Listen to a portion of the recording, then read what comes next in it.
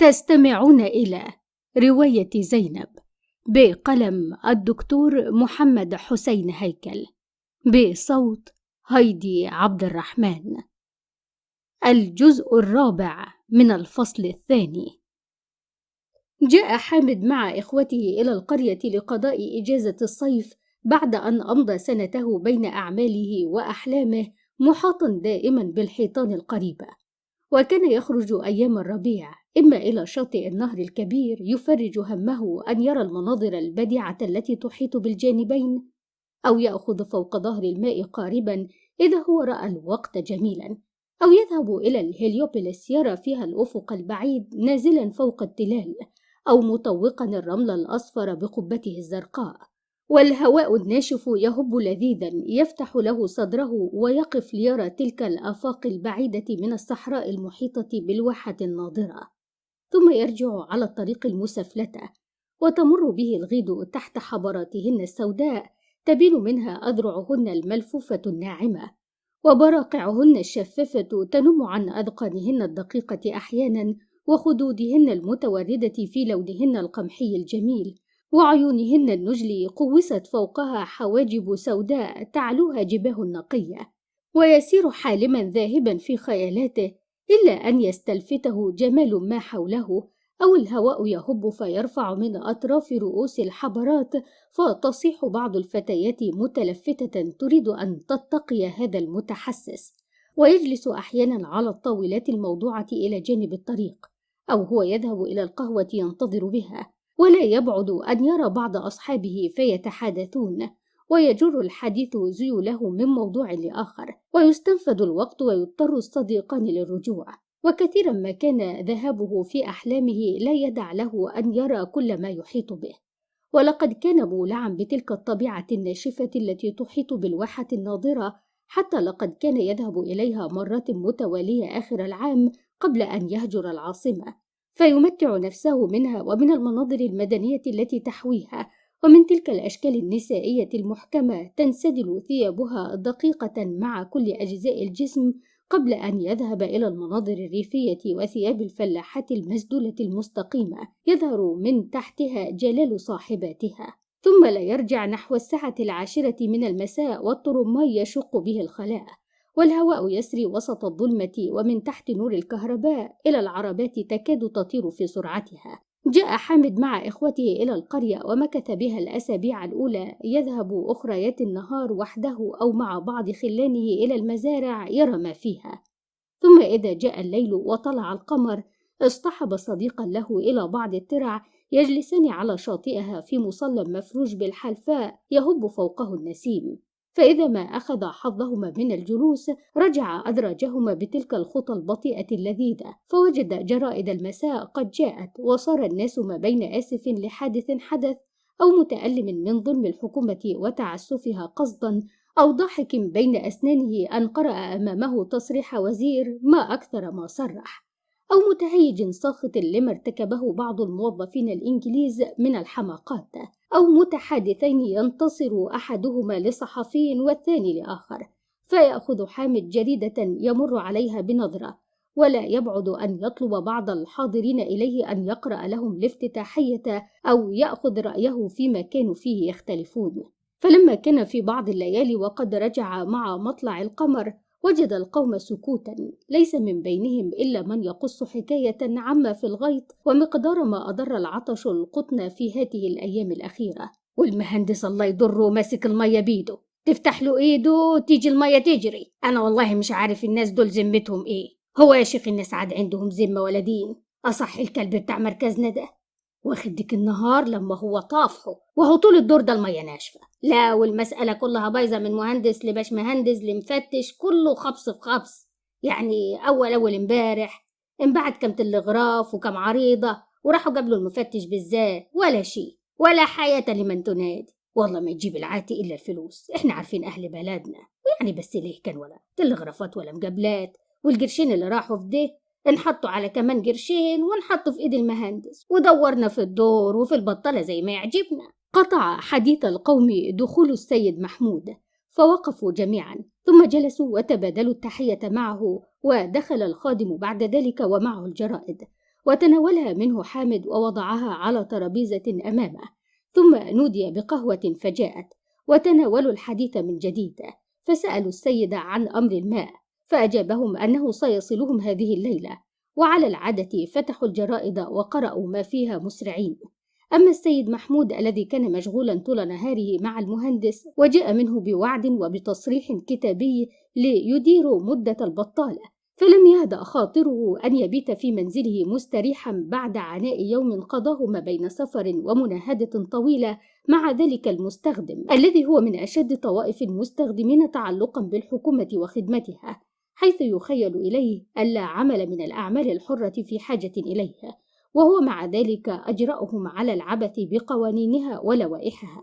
لم يهدأ خاطره أن يبيت في منزله بعد أن أخذ معه صديقا له وقام ذاهبين إلى المزارع العطاش المسكينة، فقام حامد معهما وساروا مع القمر حتى وصلوا، فوجدوا جماعة المستأجرين نياما على شاطئ الترعة ينتظرون قضاء الله وقضاء الحكومة في أرزاقهم وفي عيشهم، وكأنما الآفات الكثيرة التي تنهال عليهم من غير حساب تقذف بها السماء الرحيمة ليست كافية لشقائهم، فتتقاضاهم الحكومة الضرائب لتزيدهم شقاء، والبائسون يحسون بتعسهم هذا، والمسنون يأسفون على الزمن القديم قليل الحاجات قليل المتاعب، والقمر الناحل في سمائه يبسط عليهم شعاعه الذي طالما التحفوه من يوم كان عمرهم 7 سنين يحضرون للحصاد، ومن قبلها تجيء بهم أمهاتهم معهن أطفالا فينزلن لعملهن ويدعنهم لرحمة الرؤوف الرحيم.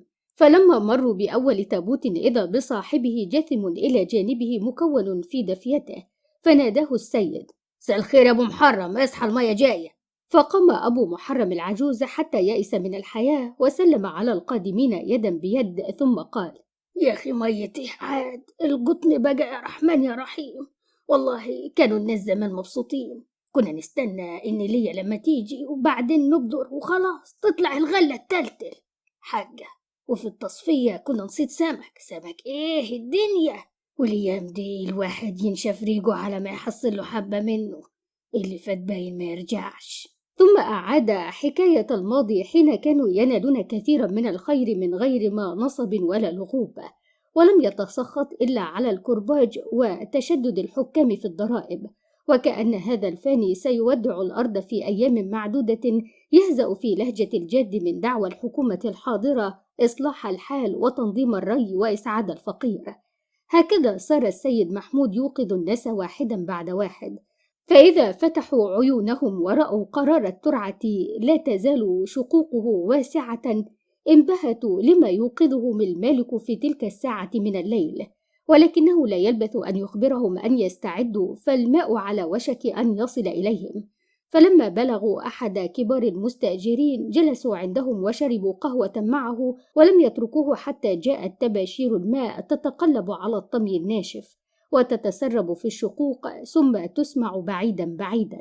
تركوه إلى قطعة من زراعة السيد محمود نفسه فيها أرز لم يظهر سنبله بعد، وقد يبست أوراقه من العطش، فلم يجدوا بها أحدا، فنادوا بعامل وبالبهائم من عزبة قريبة، وانتظروا معه حتى مطلع الصبح، وحامد يسير في الغيط من جانب لآخر، ويرى ذلك النبات المائي تنحدر منه الحياة، وتفقد أوراقه الخضراء لونها البديع الزاهي، فتصبح ذابلة باهتة، ثم تتحول ناشفة وتسقط إلى الأرض.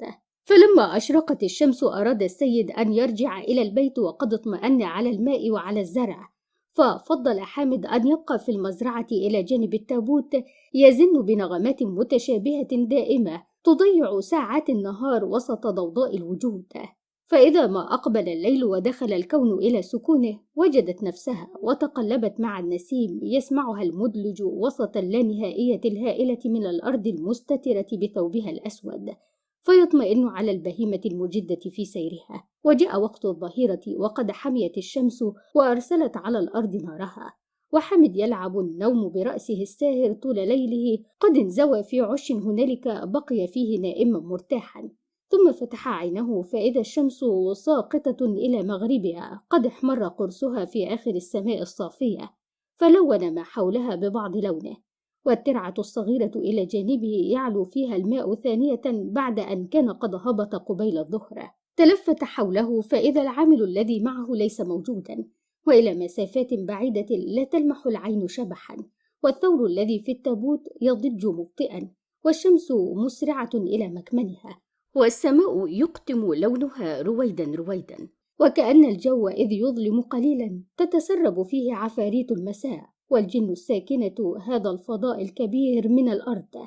ثم لمع في السواد بعض النجوم، ولكن الليل المقدم يأتي ولا قمر معه يجعل اللمع غير ذي جدوى، والشياطين تجري في الهواء أمام عيون هذا الوحيد المستوحش، وكأنها تريد أن تدخل العش معه وينظر فلا يرى إنسا. ثم وقف الثور وسكت كل صوت حوله، وابتدأ الوجود الأخرس يدوي والصراصير تصفر فتملأ الفراغ بصراخها، والليل يقدم دائما.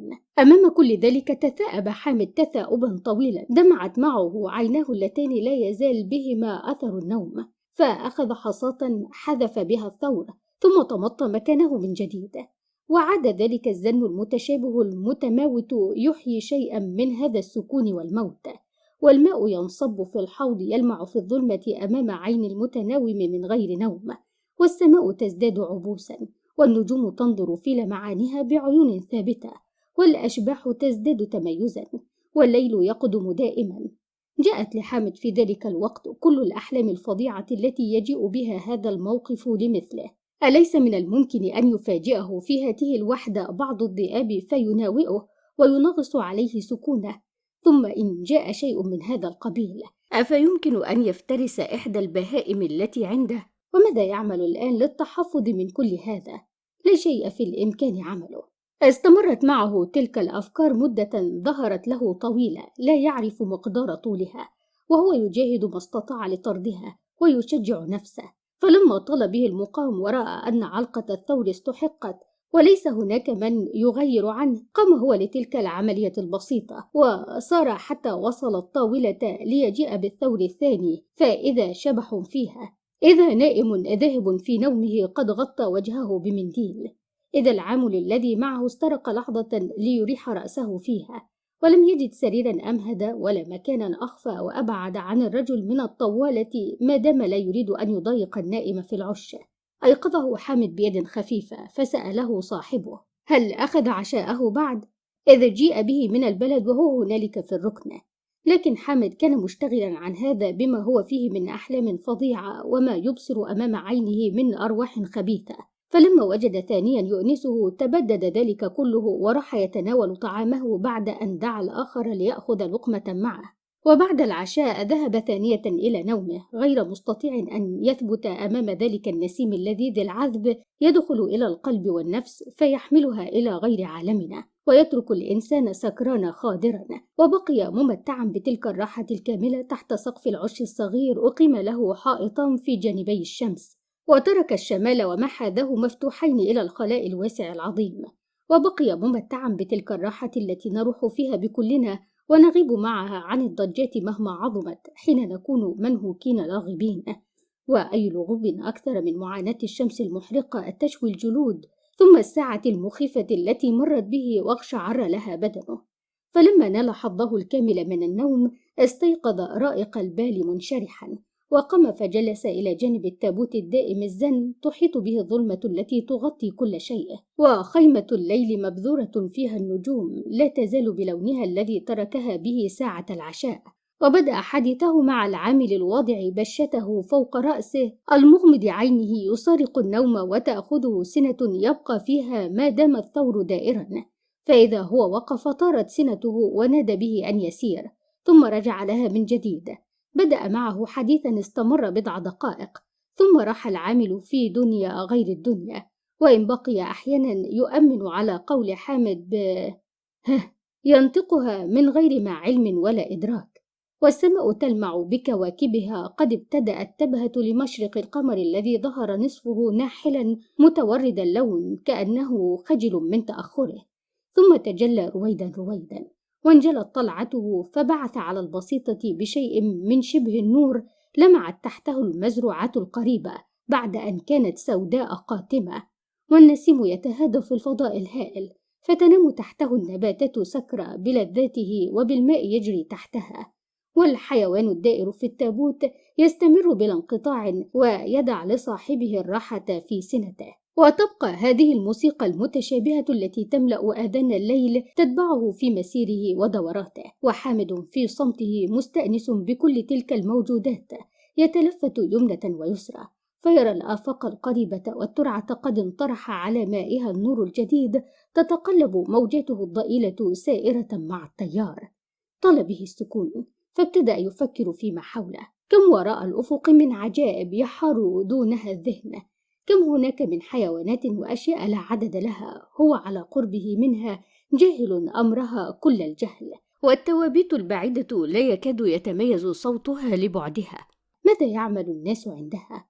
أهم سكوت ذاهبون في أحلامهم أم يعملون مجدين لإحياء زرعهم؟ لابد أن يكون في يد كل منهم طنبور صغير يديره فيساعد به صديقه الحيوان ويضاعف العمل ويربح الوقت، والوقت من ذهب.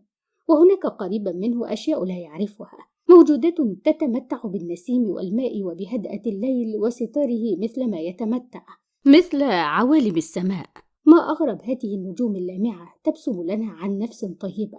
هل هذه الأشياء الصغيرة شهدت مبدأ الخلق وتبقى إلى آباد لا نهاية لها، في حين نمر نحن في فترة من الزمن قصير أجلها؟ ومع هذا العمر الطويل هي متواضعة لطيفة، وكأنما علمها تعاقب الأيام أن من الحمق تعاظم من يسير تحت سلطان كل ما حوله من صغيرة وكبيرة. أليس عجبا أن تمسك نفسها هكذا في الفضاء وهي ثابتة غير ذات حركة، أم تتهادى مبطئة مبطئة؟ ثم ماذا تحت الأرض؟ من يدري؟ تحتها أجداث الأموات وحفر الأحياء، تحتها جذور الشجر وأصول النبات، تحتها سكون الموت وضجة البراكين، تحتها ما لا نعلم. والقمر ما أشد نحوله. لابد أن يكون صحيحا أنه مسكون بأحياء، وأن يكون هؤلاء كلهم عشاقا مغرمين، وأن يكون من الهيام بمن يحبون بحيث يصبحون أشباحا فانية ويبعثون على كوكبهم ذلك النحول الذي يعلوه. وبقي بعد ذلك محدقا بعيون ثابتة إلى الكوكب المضيء يناجيه ويسأله، وهذا الأخير يتخطى في السماء خطاها البطيئة الهادئة. ثم بهتت السماء مرة أخرى وكادت تغيب النجوم، فعلم حامد أن الصبح صار قريبا، فقام يسير وسط المزرعة يرى مقدار ما ساقاه الماء منها، ووصل إلى حد الشارب من الأرز، فوقف ونظر إلى ما أمامه وإلى ما خلفه ثم إلى السماء، فإذا هي تظلم من جديد، تظلم تلك الظلمة التي تجيء لحظة ما بين الفجرين. ثم انجلت، فرجع هو إلى عشه ونادى بالعامل معه أن يوقد نارا يسخنون عليها بعض ما عندهما من العيش ليتناولا لقمة الصباح. وهناك بعيدا عن الأفق ابتدأت الشمس تبعث برسلها، وهما قد انتقلا للمصلى وجلسا فيه ساكتين لا يتكلمان، وحامد محدق لذلك الشرق البديع تسيل سماؤه ذهبا ويعانق بكله النباتات التي عنده. ثم ظهر القرص كبيرا يتهادى بين الأرض والسماء، كأنه في مهده تهزه الملائكة ولا يزال عليه غطاؤه المتورد، وجعل ينكشف رويدا رويدا ويعتلي الطبقات مسرعا أولا ثم على مهل، ويرسل حوله من ناره ونوره ما يذيب كل ما يحيط به، ويبدلها بدفقات من النور تبيض لها زرقة السماء. وهكذا جاء النهار بضجته وصياحه، وتقدم حتى إذا أذن وقت الزوال انزوى حامد في عشه وأخذ راحته، ولم يستيقظ إلا عند المغيب. مرت ليلته كما مرت الأولى، وكل الفرق بينهما أن القمر تأخر نصف ساعة عن مشرقه بالأمس. وليال وأيام تمر وحامد كلما اختلى بالليل وضمه لصدره نسيمه العذب بخيالاته وأحلامه إلى أشياء عدة، فمرة للسماوات والأرضين، وأخرى للناس البعيدين عنه وراء الأفق، وثالثة للعجموات الخرساء وما تكنه في صمتها وسكوتها من السر العجيب. وقد اعتاد زن التابوت أن يحيي بعض الشيء الموت المحيط به، يرن في جوف الليل القاتم فيؤنس الجالسين حوله، كما ألف الوحدة والبعد عن الناس. فلما كان في بعض تلك الليالي والقمر قد صار في ربعه الأخير وهو يحدق إليه ويرى ذلك النير البديع ذاهبا إلى فنائه، ثم ينتظر من بعده هلالا جديدا إذا نغمة عذبة تشق الهواء لتطرب أذنه، رنة محزونة تسري على موجات النسيم إلى مسمعه، صوت رخيم يمتد فيملأ الخليقة النائمة أحلاما. إذا سلامية يقلب عليها إبراهيم أصابعه هناك عند التابوت البعيد، وكأنه يشكو للقمر وجده. كم في تلك النغمة المحزونة من المعنى، وكم تكن من الجوى والشكوى. إن في رأس صاحبها تلك اللحظة لعالما كبيرا أجمل كثيرا من عالمنا ينادي إليه صاحبته، عالما طاهرا تطير فيه الأرواح أزواجا، يتضم كل اثنين منهما بعضهما إلى بعض ويتعانقان، عالما فيه تلك اللذة الملائكية السامية نصل إليها حين نرقى إلى علو، كما نجيء بها إلى جانب اللذائذ الأرضية الأخرى حين نريد أن نستكمل كل الشهوات. لذة القبلات، نعم هي القبلة، علم الإخلاص ودليل الود، معها تسيل الروح تنضم للروح، هي صوت القلب والنغمة الثائرة من بين أوتاره، هي تلك اللحظة التي ننسى فيها أنفسنا من أجل محبوب جميل. بالله أي شيء ذلك الإحساس الذي يعرون حين يصعد الدم إلى خدود الحسناء التي نحب ساعة نقبلها، وكأنها تقول في استسلامها بين أيدينا: أنا لك، ألا أكون أنا الآخر لها، ألا أسجد أمامها، ألا أموت من أجلها. قبلة الحب هي اللذة، هي السعادة، هي الحياة. لما سمع حامد هذه النغمة أنصت طويلا، وقد تاه عن وجوده وغابت عنه أحلامه، وراح يهتز تحت أثرها، وتلعب نفسه فتنقلها من الأسى إلى الاستسلام إلى اليأس، ثم إلى الأمل الطويل العريض، وبقي هكذا حتى بدت تباشير النهار، وبعد أيام أصبح الماء بالراحة، وامتلأ به الرز وترعرع واخضر وتكاثر وصار من اللازم خفه. جاءت البنات والأولاد للخف، جاءوا جميعا مع وابور الصبح ومع كل شرشرته، فكشفوا عن سوقهم ونزلوا هم الآخرون بين البنات، وابتدأوا عملهم سكوتا، وحمد يتبعهم بعينه أو يذهب سائرا وراءهم فرحا بتلك الخضرة الجميلة العزيزة عنده وقد سهر عليها ليال تباعا. ثم تقدم الوقت قليلا وقد ابتدأوا يتكلمون، واستحث العامل المكلف بهم إحدى البنات فنظرت إليه متعجبة منكرة قوله وأجابت: هو ساكتة. ومرة أخرى استحث غيرها، وابتدأ بعد ذلك يضحك منهم ومعهم، وهكذا جاءهم السرور الذي يلازم هذه الجماعات دائما عند العمل.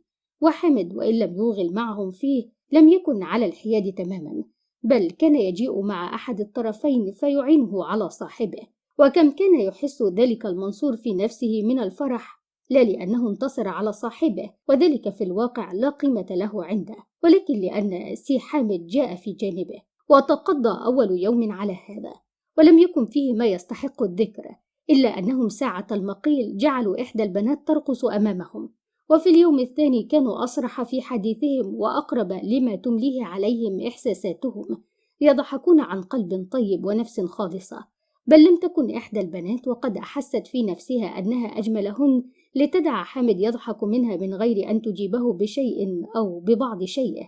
فلما كانوا في ظهر اليوم الثالث وقد جلسوا بعد طعامهم وجلس حامد مرتكنا في الطاولة يحدثهم، قام بعض الفتيات وجلسن في الجانب الآخر من ذلك المكان الظليل، وقامت تلك الفتاة فجلست إلى جانب حامد كتفا لكتف، وجعلت تكلمه وتضاحكه، والبنات يرمقنها شزرا ويتهامسن، فلاحظهن حامد في همسهن وقدر ما دار في نفوسهن، فمل إلى جارته وقبلها، فنظرت إليه مختلطة كأنما تسأله ما هذا، والبنات كلهن حدقن إلى الاثنين وقد علاهن الاستغراب، فلم يمهلها هو في تلفتها حتى قبلها في خدها الثاني، فدفعت به بعيدا منكرة عليه عمله، وضحك كل من حولهما. فلما رجع إلى مكانه وعاوده سكونه ارتمت هي عليه مدعية أنها تجازيه، فضمها إليه وقبلها ثالثة، وكلما تركها جاءت نحوه تجره بيديها وتميل عليه تريد أن تناله بجزائها، وقد علا الدم إلى خدودها فأعطى سمرتها القمحية ذلك اللون الوردي العاشق المعشوق. وحامد مثلها قد تغير لونه، لا يني حين ميلها عليه عن تقبيلها أو ضمها لصدره، ثم البنت يكاد يضيع رشدها في يده قد استسلمت له وإن ادعت أنها تدفعه، وأخيرا جاء موعد العمل، وقام كل منتظما في صفه وبيده شرشرته، وتبعهم حامد خطوات، ثم وقف بعيدا عنهم ورجع إلى نفسه يسألها: أي جنون ذلك الذي أصابه؟ وجاءت عليهم ساعة كانوا فيها جميعا أشد صمتا من العالم الأخرس الذي يحيط بهم، وتلك الفتاة خادرة خائرة مفككة الأجزاء غائبة الرشد، تائهة عما حولها، تعمل في الخف غير محسة بعملها، ولا ترى شيئا من تلك النظرات يوجهها لها المحيطون بها، مصحوبة بابتسامة حقد من البعض واستهزاء من الآخرين. واتقدت غيرة في صدور الفتيات وتخفضت جفونهن، والجميع سكوت في صمت. أي شيء ذلك الذي عرى حامد؟ وأي جنة أصابتها؟ هل هو ذلك الإنسان العاقل القوي الإرادة؟ ومهما يكن في تلك السذاجة الريفية التي تجعل الفلاحة في بساطتها ذات جمال أمام العين والحواس، وتعطيها في حركاتها الوحشية ما يلفت النظر، مهما يكن فيها من الجذب، فهل من مقامه أن ينزل إلى ما نزل إليه؟ ما المرأة إلا شيطان رجيم وحباله منصوبة يتهافت عليها الرجال المساكين وهم عنها عمون. هي الشر المحض، وكامن فيها السوء كمون الكهرباء في الأجسام، متى لامسها الرجل أثرت حولها هي وهو ما لا يعرف، فرمت به الأرض وحطت من كبريائه وعظمته. جاءت هذه الأفكار إلى نفس صاحبنا وهو في طريقه إلى البلد بعد أن قضى أسابيع تحت السماء الصافية أو في عشه الصغير، وقد ترك الغيط بمن فيه بعد ساعة من انتهاء المقيل، وجشت نفسه وهانت عليه دمعته، يريد أن يكفر عن خطيئته. إنه عاش السنين وكل أحلامه طاهرة نقية، أفينقضها في لحظة ويأتي عليها من غير روية ولا تفكير؟ أينزل من تلك السماء العالية، سماء العفة، حيث الملائكة الأبرار، إلى مستوى الناس الذين لا يفكرون؟ وهل يكذب ما يعرف الناس جميعا عنه من الاستقامة والدين في ساعة من زمان ومن غير ما سبب؟ ثم كل ذلك مع من؟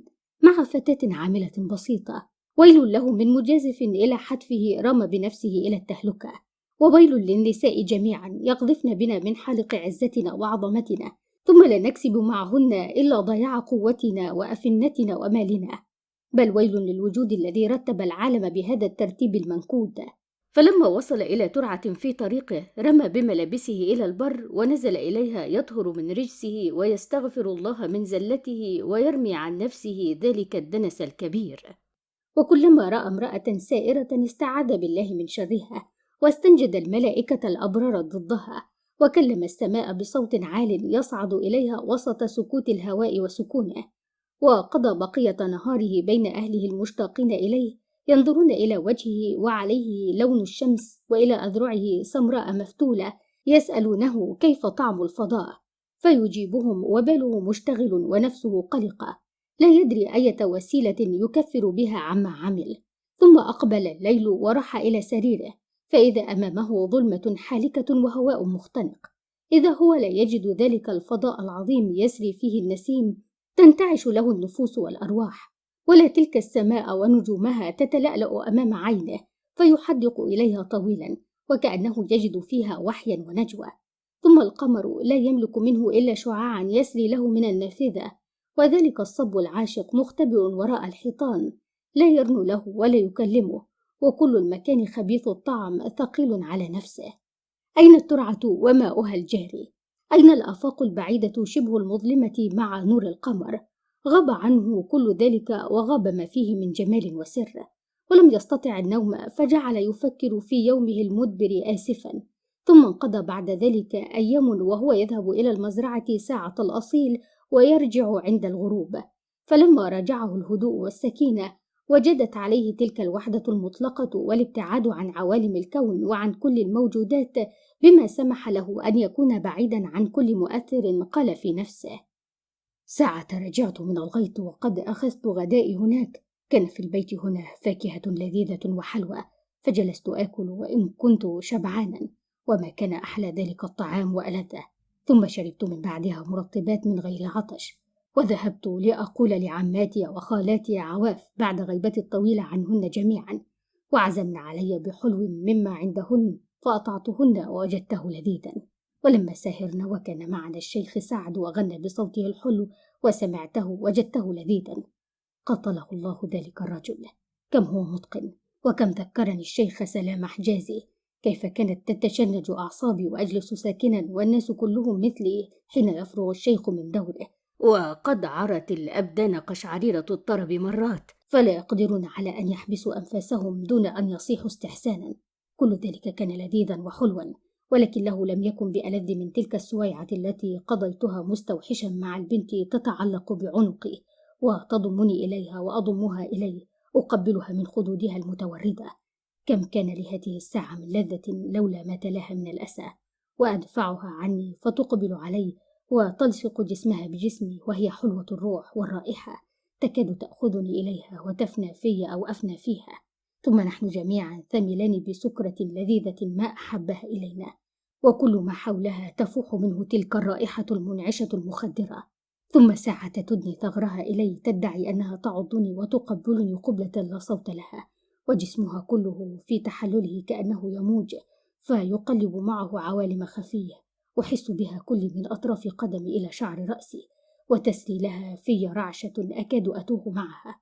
كل ذلك كم كان لذيذا، هو ألذ من كل تلك الأشياء، ثم هم علينا يحرمونه. إنني لم أوذي بذلك شخصا ولا اعتديت على أحد، وإنما تمتعت به متاعي بما سواه مما أبيح لي، ولا حاجة لي به سوى التلذذ والتنعم.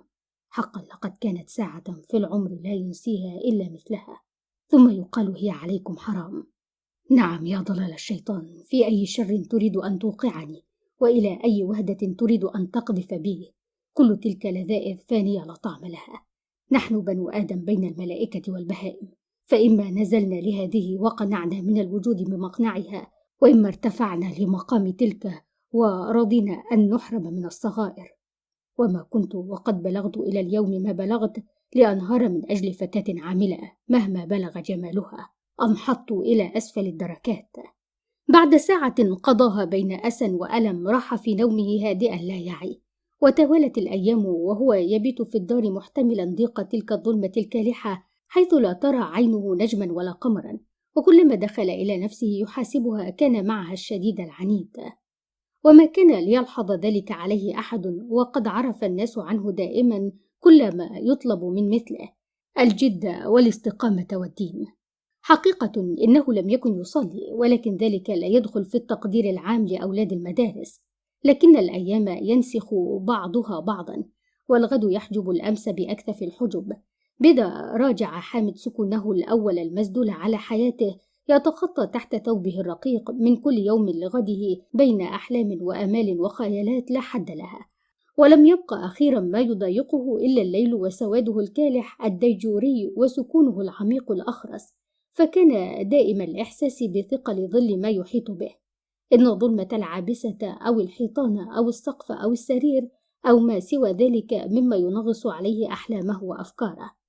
ثم لم يطب له إلا أن يرجع إلى تلك الحياة الطبيعية الحلوة، وصار ينام عند مزرعة من مزارع القطن مرتفعة أرضها لا يصعد إليها ماء الراحة إلا نادرا، فتسقى بطنبور من طنابير البهائم. رجع وليل الصيف دائما هو ذلك الليل اللذيذ ذو النسيم العطر والنجوم اللامعة والبدر في زهوته، والترعة الصغيرة إلى جانبه يزحم فيها الماء بعضه بعضا ويعكس نوره الساهر من آباد الآباد.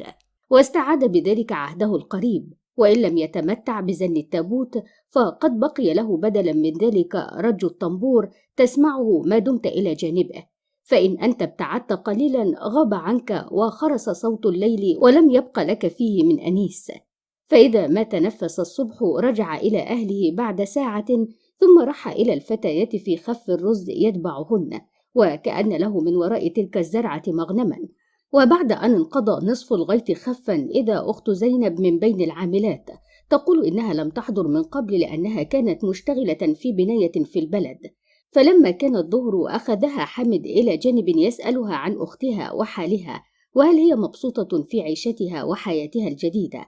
فتذكرت الفتاة أختها والأيام التي كانت تقضيها معها جنبا لجنب في مثل تلك الساعة من النهار، وتأخذان غداءهما معا، ثم الوحدة التي هي فيها اليوم، وكيف تخرج من الدار منفردة. فعرها هم وأسفت على نفسها وعلى الماضي اللذيذ الفائت. أما هو فاستعاد ذكر الساعات الحلوة التي قضاها مع تلك الفتاة البديعة التكوين، وراجعه الأسى من أجلها. كم كان لقلبها من التعلق به، وكم كان يحبها. إن ذلك اليوم البعيد صار هناك في ظلمات الفناء ساعة جلس إلى جانب الطريق متعانقين، ليوم خالد الذكر دائم الأثر، وليلة رآها حزينة فأصابه القلق والهم من أجلها. يا ترى ما حالها اليوم وما ذكره عندها؟ كم لهاتيك الريفيات المستوحشات تحت سمائهن الرائقة وبين تلك الآفاق الواسعة من الزروع الخضراء النضرة من البهاء والجلال، وكم من سحر للجميلة منهن، مفتولة الجسم بارزة النهدين ثابتة الخطى، يتهادى جسمها مائجا في مشيتها، ويلعب الهواء بثوبها الأسود الصافي. وكم تكن من معنى بديع. ثم هن ربات تلك السذاجة الفطرية الحلوة الطعم، تعطيهن مع قوتهن جمالا، وتجعل من سذاجتهن رقة وظرفا. كذب تلك الحياة الجد التي يقولون عنها حياة الفضيلة. هي الموت لا مفر منه، يأتينا أول ما نتذوق طعم العيش، ويجعلنا نصدق أن الوجود فظيع، خير ما نعمل فيه أن نتبتل مبتعدين عنه. ما أنا على ما نشأت عليه، وما تلك الحياة التي أقضي إلا حياة راهب طلق الدنيا وطلقته، ثم أدعي مع ذلك أني أتمتع بالعيش ومسراته، بتلك التي يسمونها لذائذ طاهرة. ترى كيف أنت الساعة يا زينب؟ أتستقبلين الغد مستبشرة به فرحة لمقدمه، ويضع زوجك مع الشمس قبلة على باسم ثغرك؟ أم أنتما تعيشان تلك الحياة الباهتة المتشابهة، حياة الزوجية؟ ألا إني لأخشى أن تكوني محزونة بين آلام وشقاء. أيام قضيناها في آلام وملذات، وإن حرمنا من أحسنها تبتلنا. ألا تزال عيناك تحوي ذلك السحر الذي عرفته فيهما، وابتسامتك بين الموجودات الضاحكة تزيد صباحك سرورا وسعادة. يا لزوجها من فرح سعيد، هو وحده المتمتع بذلك الكون البديع، حيث كل شيء جميل، ويضيف إلى سروره ولذته سرورا ولذة. هل من مرة أخرى أرى فيها زينب وأعانقها وأقبلها، فأعيد حلم الماضي الذي دخل دولة الفناء؟ هل يأسف ويأسى إذا رأى زينب عانقها وقبلها؟ هل يذهب كالمحموم ينزل في الماء ليطهر من رجسه، ويصيبه من أجل ذلك ألم يتقطع له نياط قلبه حزنا على ماضيه المثلوم؟ كلا كلا، إنه لا يود من أعماق روحه تلك القبلة التي تثير الماضي الطويل، ليس عليهما فيه من شهيد إلا الله وإلا نفسهما. من يدري، قد تكون نسيتني زينب اليوم وأصبحت عني في شغل، قد لا تعرفني إذا رأتني أكثر مما تعرف أي إنسان في البلد، وهل بيني وبينها أكثر مما بين أي أحد من إخوتي وبينها؟ إنها جميلة وفتية وتستحق إعجاب الجميع، فإذا كنت أعجبت بها أكثر من غيري فما كان ذلك ليدعها أن تحسب في صديقا أو محبا. كنت دائما إزاءها المسيطر المالك، واليوم أنا غريب عنها، وكل كلام مني فيه شبهة ويمس زوجيتها. يا أسفا على الأيام الماضية، هل لنا في العيش بعد من مزية؟ وهل مع هذه الآلام التي تحيط بنا، أو على الأقل ذلك التخلي عن كل شيء وغض النظر عن كل شيء من سبب للوجود، ما أقصى هذه الفضيلة التي يحببون إلى قلوبنا؟ إنها لأقصى من الموت العنيد لا محيص منه. ها أنا ذا اليوم لم أذق للحياة إلا ذلك الطعم العادي، لا هو بالمر تنقبض له النفس، ولا بالحلو تسر منه وتفرح له. وما بعد اليوم شر وأضل سبيلا. أيام باهتة متشابهة تنقضي تحت تصريف الزمان القاسي، ثم حفرة تنام فيها النوم الهادئ الطويل. لقد ودعت الدنيا من يوم ولدت، وما أنا اليوم إلا بعض ذلك الجماد أثارته عاصفة من الأرض، ثم يرجع إليها ويركز فيها، وقد انتقل من سكون إلى سكون ولم يتذوق شيئا. في ذلك الحلم الطويل كان حامد ينظر في الفراغ الهائل أمامه، يموج بالنور الساطع على السماوات المبيضة تذهب أمام عينيه إلى حيث لا يدري، والهواء لا حراك به يترك الأشجار البعيدة في سكونها المطلق، وأمامهم معتدلة قناة الماء تسير وسط الزرع الأخضر، تنحدر مع تيارها السريع عيدان الرز الساقطة من الخفة، ويلمع عليها شعاع الشمس المحرقة في تلك الساعة من النهار. ثم يتوه الكل عند مسافة قريبة لا يتصورها حامد إلا الفضاء العظيم المخوف. والعمال والعاملات يجدون في عملهم ويتحدثون أحيانا ويضحكون، فتموت أصواتهم حولهم ولا يرددها مردد. ثم راح فاستند إلى العش ووقف يحدق إلى كل ما حوله وهو مشتت الفكر، لا يفكر في شيء ولا يعرف شيئا، مبهوتة نفسه. وأخيرا صمم أن يرجع إلى البلد في تلك الساعة، ورنى ببصره فإذا الجميع بعيدون عنه في آخر المزرعة من الجهة الأخرى، وبعضهم قد جلس على الجسر فعمد نحوهم، فإذا هم انتهوا من ذلك الجانب وسيذهبون للجانب الآخر، فتركهم وأخذ طريقه إلى البلد بعد أن أوصى أخت زينب قائلا في ابتسامته: لما تشوفي أختك سلمي لي عليها. وبين المزارع المنقطعة لا أحد بها ولا يسمع فيها حسيس، سار على سكة يظللها الشجر القائم إلى جانب الترعة، فاتقى بظله حر الهجير، ثم اتخذ أقرب الطرق إلى البلد الغارق في ضوء الشمس. تظهر البيوت البيضاء القليلة التي به وسط دوره الترابية اللون، وكأنها جميعا أطلال بعض المدن القديمة. ووصل إليه والناس لا يزالون في سنة الظهيرة، ووقف عند الباب ونادى الخادم باسمه، فأجابه آخر إنه قد ذهب إلى المحطة، وما كان ليهمه أي شخص يجيب، إنه يريد قهوة يشربها ليسلي همه سويعة من زمان حتى يقابل بعض إخوته ويجلسون للحديث معا. فلما جاءت القهوة إذا بعضهم قد حضر، وكانوا عند الترعة يرقبون النجار يضع التوابيت الجديدة وقد انتهى منها. بذلك نبهوا على الخادم أن يملأ الكنكة الكبيرة، وتناولوا الحديث في أخبار شتى عن البلد وما فيه، وكيف يبحث المدينون في هذه الأيام عن وسائل السداد، ثم الفدادين التي ستباع، وانتقلوا من هذا لغيره ولغيره. وأخيرا تركوا حامد مكانه وقاموا كلهم فدخلوا الدار ليروا ما فيها.